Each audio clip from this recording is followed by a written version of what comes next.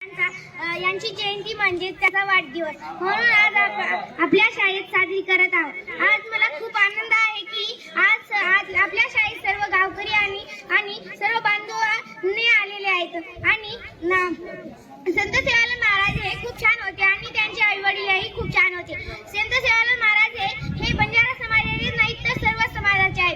आपण कधीही आपल्या समाजामध्ये भेदभाव केलाच नाही पाहिजे।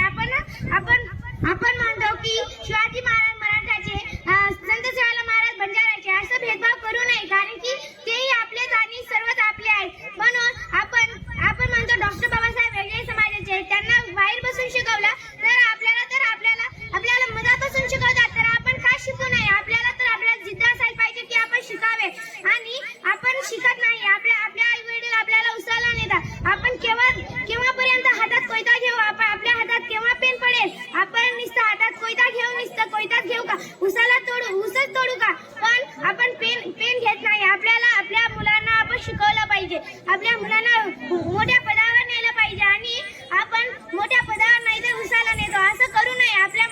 आपल्या मुलांना